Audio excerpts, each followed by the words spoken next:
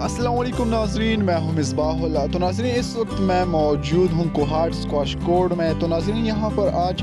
मलक साद स्पोर्ट्स शहीद ट्रस्ट के ज़रिए एहतमाम एक स्क्वाश का एक टूर्नामेंट हुआ था जिसमें 30 प्लेयर ने पार्टिसिपेट किया था। तो आज एक स्पेशल गेस्ट को भी इनवाइट किया है, अब्बास अफरीदी को,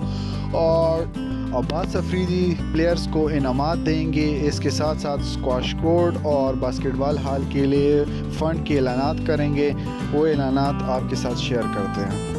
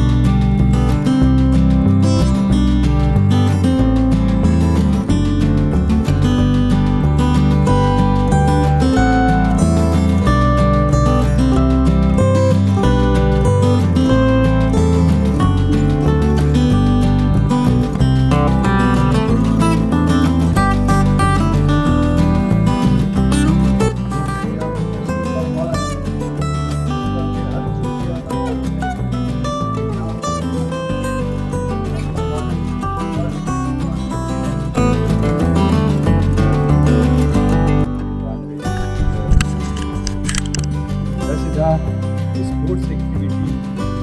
दरा इसकी ज़रूरी तरक्की के अहम रोल अदा कोي کوم کی ته تعلیم کوي چې څومره مو خپل ژوند کې کتلی نو چې هغه سپورټس اکټیویټي کوي نو هغه خپل فیوچر جوړوي هغه نشونما داسې وي هغه ذهني طاقت داسې وي جسماني طاقت چې هغه مخکې ځان ته یو څه کې یار سپورټس کې وي دا جاب اپورچونټي وي د هغې نه علاوه که به بزنس وي هغه سره یو ولې چې د شي زه خپل اګزامپل ما ته وایي څوک چې سپورټ کوي دا زه خو سپورټس کړي زه خپله په کله چې سټارټ نیوړ فوټبال ټیم کې مشهور شوی په کلیر کې هغه ژوند کې ډېر یو کامیاب سړی خو کوم سړی چې خپل ځان ته یو ګولز نه جوړوي یو اپورچونټي نه کریټ کوي یو سوچ نه جوړوي هغه بیا پاتې وي ژوند کې هغه بیا دا ټول دې معاشرې کې دا خالي دا کوي تنقید کوي پلار دی وجه پاتې شو یارانو دی پاتې شو استاد دی لازم پاتې شو دا کمزوري خلک تنقید همیشه په معاشرې کې کمزور ذهن والا خلک مضبوط ذهن والا خلک